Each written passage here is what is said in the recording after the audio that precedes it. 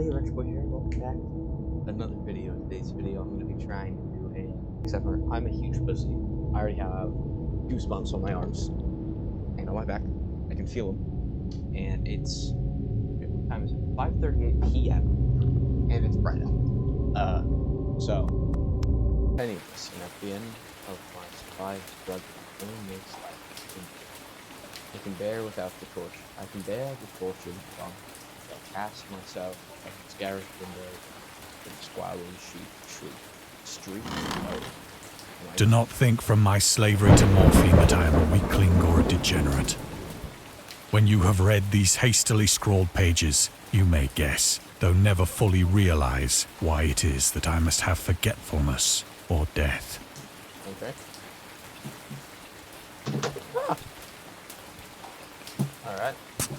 This, I guess. What is this? Am I writing? It was in one of the most open and least frequented parts of the broad Pacific that the packet of which I was supercargo fell a victim to the German sea raider.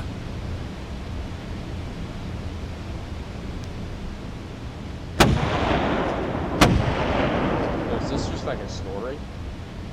The Great War was then at its very beginning, and the ocean forces of the Hun had not completely sunk to their later degradation, so that our vessel was made a legitimate prize, whilst we of her crew were treated with all the fairness and consideration due us as naval prisoners. Okay. That doesn't sound very good.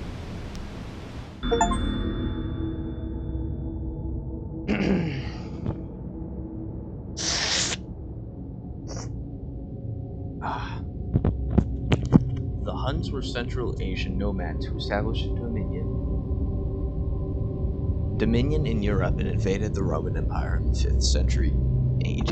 They were known as brutal and deadly warriors and masters of quick raids, who also developed powerful composite bows, lassos, and early siege weapons. During World War I, the British used the word Hun as a synonym for Germans in order to emphasize their brutality. However, the term originated when the German Emperor Wilhelm II gave a speech to his troops on the 27th of July, 1900, before they embarked to China. Should you encounter the enemy... Wait. Can I do a German accent? No, not really. Should you encounter the enemy, he will be defeated. No quarter will be given. Prisoners will not be taken. Whoever falls into our hands is forfeited. Just as thousands of years ago, the Huns under the King Attila made the name for themselves, one that even today makes them seem as almighty in history and legend. May the name German be affirmed by you in such a way in China that no Chinese will ever again dare to look cross-eyed at a German. The refusal to take prisoners was a clear breach of the law and customs of war adopted by the First Hague Convention in 1899. I need to get better at reading, but that's alright. This is just a storybook in a game, right? This is a horror.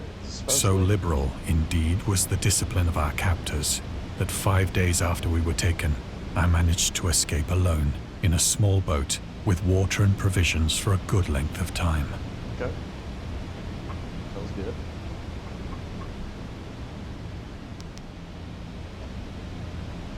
Okay. Now you're swimming for some reason? When I finally found myself adrift and free, I had but little idea of my surroundings. Never a competent navigator, I could only guess vaguely by the sun and stars that I was somewhat south of the equator. Of the longitude, I knew nothing, and no island or coastline was in sight. The weather kept fair, and for uncounted days I drifted aimlessly beneath the scorching sun, waiting either for some passing ship or to be cast on the shores of some habitable land.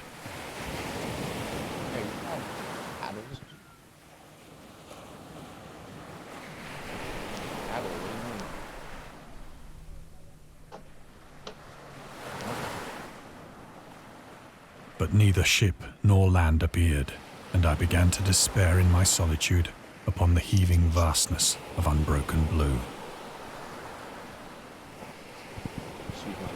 The The change happened whilst I slept. Its details I shall never know, for my slumber, though troubled and dream-infested, was continuous.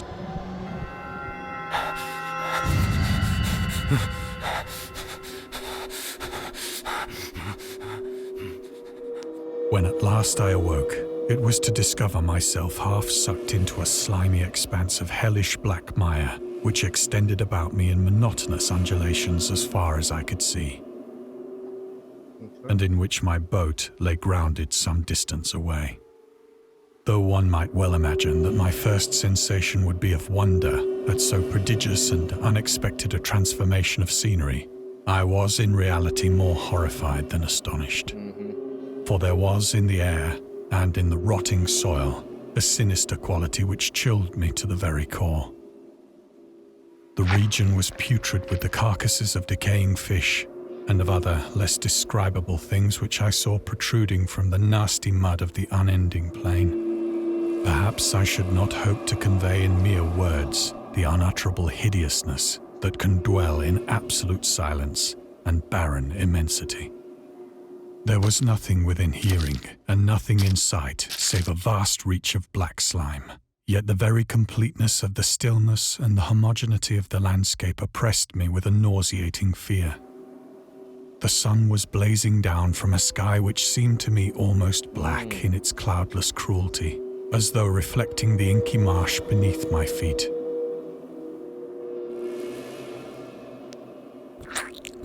Oh, okay. He's walking. Okay. As I crawled into the stranded boat, I realized that only one theory could explain my position. Through some unprecedented volcanic upheaval, a portion of the ocean floor must have been thrown to the surface, exposing regions for which innumerable millions of years had lain hidden under unfathomable. So great was the extent of the new land which had risen beneath me that I could not detect the faintest noise of the surging ocean, straining my ears as I might. Okay. What is that thing, though? Nor were there any seafowl to prey upon the dead things.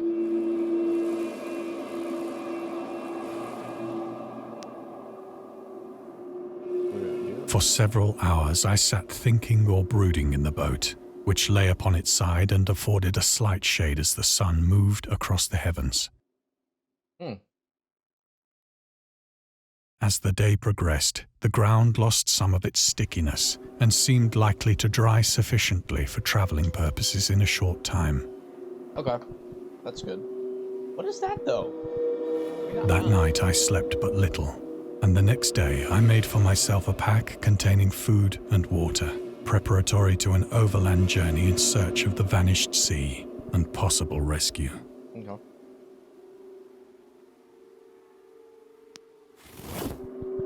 On the third morning, I found the soil dry enough to walk upon with ease. All right. The odor of the fish was maddening, but I was too much concerned with graver things to mind so slight an evil, and set out boldly for an unknown goal. I'm assuming I gotta click that way.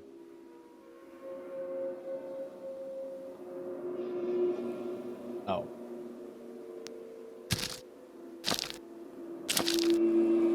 That ground do not sound dry. All day I forged steadily westward, guided by a faraway hummock which rose higher than... All day I forged steadily westward. No, I got it. Yeah. Okay.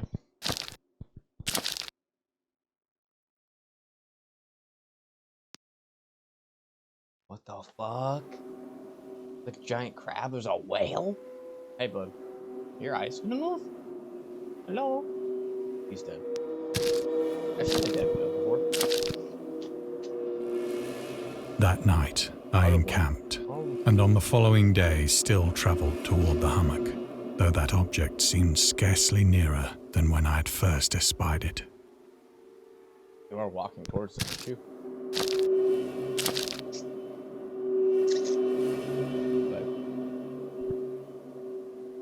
By the fourth evening, I attained the base of the mound, which turned out to be much higher than it had appeared from a distance. Can we talk about there's just something like shiny right there? an intervening valley setting it out in sharper relief from the general surface. Too weary to ascend, I slept in the shadow of the hill. Why? I know not why my dreams were so wild that night. What? Yeah. But ere the waning and fantastically gibbous moon had risen far above the eastern plain, Really? I was awake in a cold perspiration, determined to sleep no more. Such visions as I had experienced were too much for me to endure again. And in the glow of the moon I saw how unwise I had been to travel by day. Without the glare of the parching sun, my journey would have cost me less energy. Indeed, I now felt quite able to perform the ascent which had deterred me at sun. Picking up my pack, Okay, I get it, man. I have said that the unbroken monotony of the rolling plain was a source of vague horror to me. What? But I think my horror was greater when I gained the summit of the mound and looked down the other side into an immeasurable pit, whose black recesses the moon had not yet soared high enough to illumine. I can't. I felt myself on the edge of the world, peering over the rim into a fathomless chaos of eternal night. Through my terror ran curious reminiscences of Paradise Lost, and of Satan's hideous climb through the unfashioned realms of darkness. I'll do it. As the moon climbed higher in the sky, I began to see that the slopes of the valley were not quite so perpendicular as I had imagined. Ledges and outcroppings of rock afforded fairly easy footholds for a descent. What the fuck? Don't tell me you're going to go down. Whilst after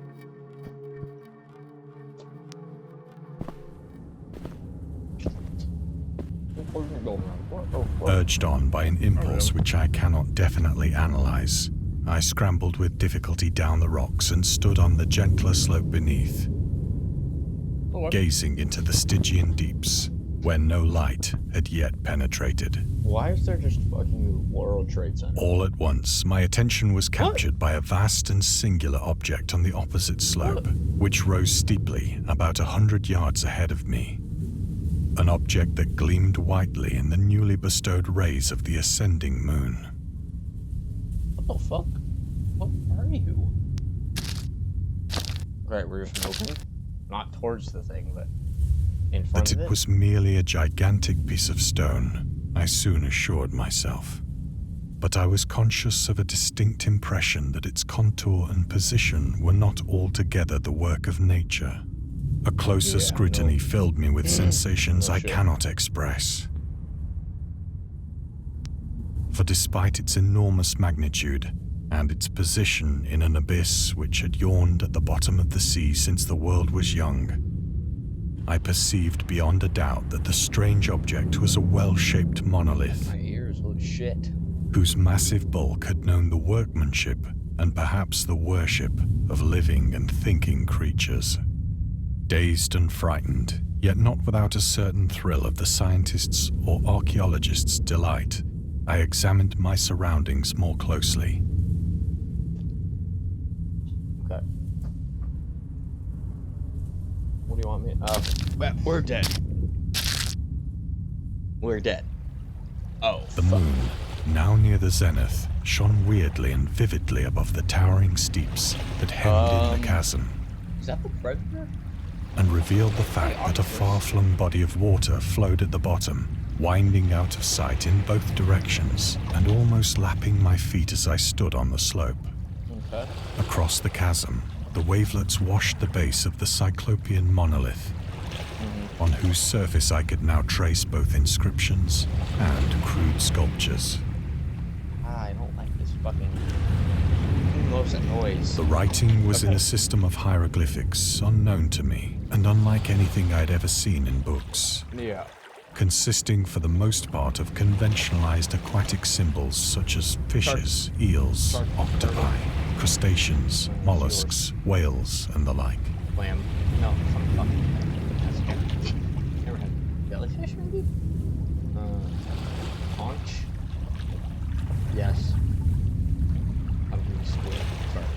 Several characters obviously represented marine things which are unknown to the modern wait, world. that's a rockfish, right? Stonefish. It's an octopus. That's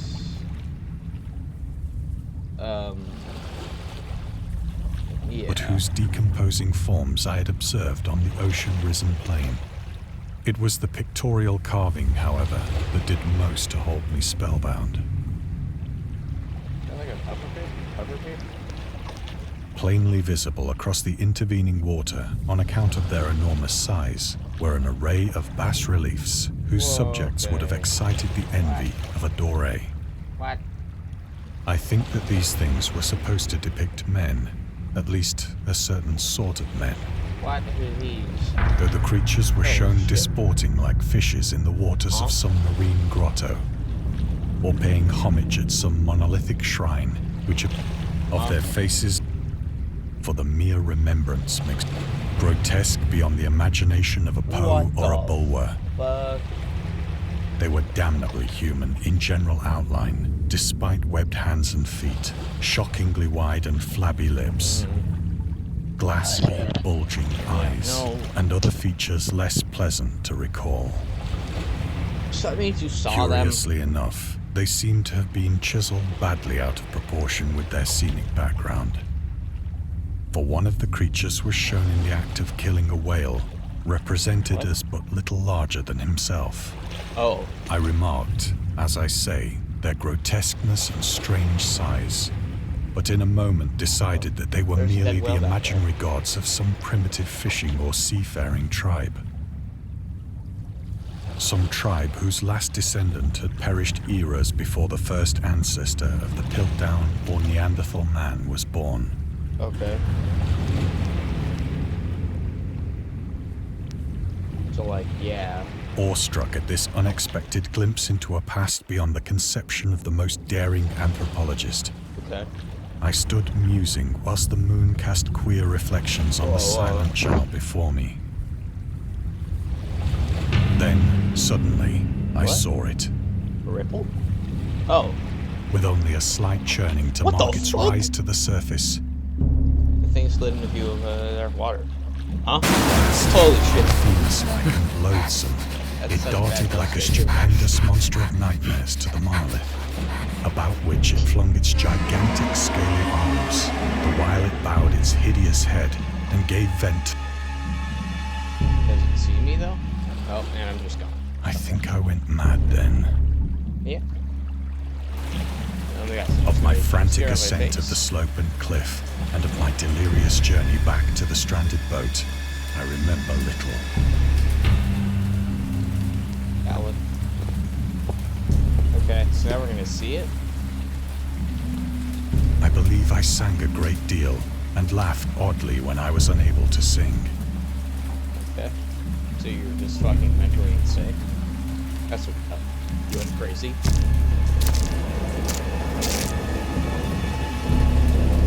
I have indistinct recollections of a great storm sometime after I reached the boat. At any rate, I know that I heard pearls of thunder and other tones which nature utters only in her wildest moods. Yeah. What?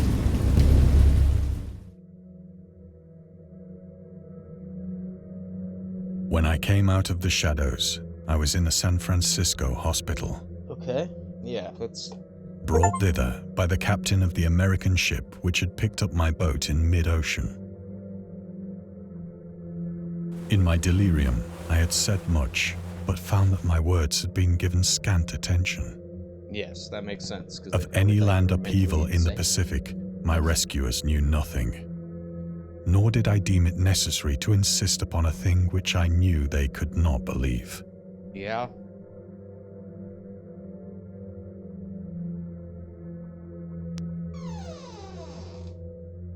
What?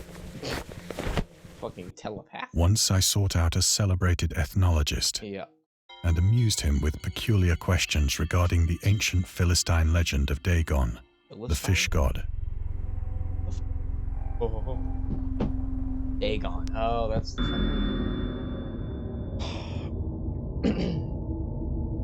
Dagon. Was the main deity of the Philistines worshipped throughout the Middle East as the ancient god of fertility and crops. In Hebrew, the word Dagon was a common noun for grain. The rulers of Akkad of Mesopotamia chose him as a patron saint for conquest. He also appeared as the judge of the dead in an Assyrian poem and an underworld prison warder in one of the Babylonian texts. He is often mistakenly taken for a fish god due to the wrong interpretation of his name. As in Hebrew, the word dag means fish. In H.P. Lovecraft's works, Dagon is an underwater deity ruling over a humanoid race with fish traits that abides in the ocean. He's worshipped by a secret cult called the Esoteric Order of Dagon. Alright, so there's just a little bit of information. Oh, hey. Cool. What? The graphics are really good. Okay. But soon perceiving that he was hopelessly conventional, I did not press my inquiries. What's this say? Necronomicon. Bad thing happened, right? Oh. Hey, what's that?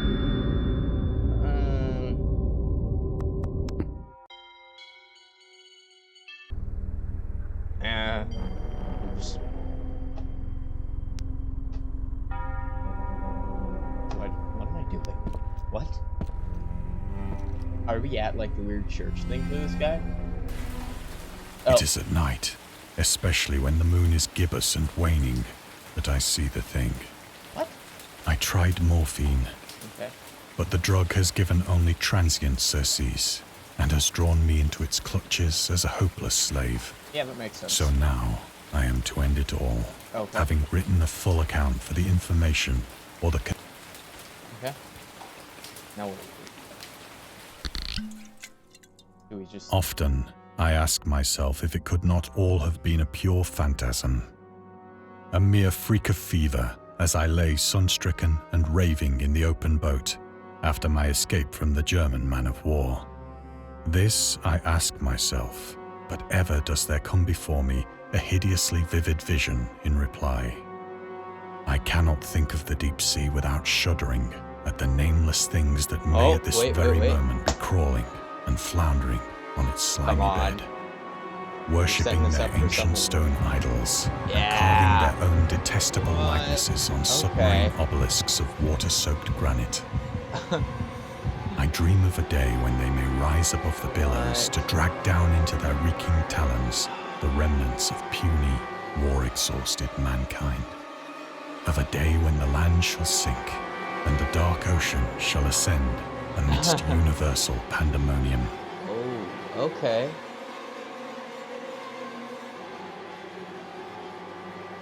Interesting. As long as they're graphic. Never mind. Not good. The end is near. What? I hear a noise at the door, as of some immense slippery body lumbering against it. Okay. It shall not find me. Hey, no, don't do this. Don't do it. Don't do it, motherfucker. God, that hand! I'm gonna throw hands. You motherfucker. Hey. The window! The window! Out the window. Yeah. Freedom. Freedom. Wow. Okay. That was pretty good. That still terrified me though, because I'm not good at horror games. I don't like them. This is not for me. That's gonna be a full part. Oh, that was only a 28 long. I'll just make that a full video. Yeah. Alright. Push boy out. Hope you enjoyed. That was actually a lot of fun.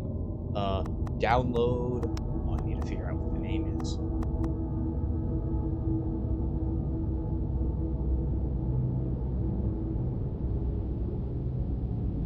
Download Dagon by H.P. Lovecraft on, well, it's not by, but download Dagon. It's a free horror game on Steam if you want to play it. I'm Norse Boy, and I'm out.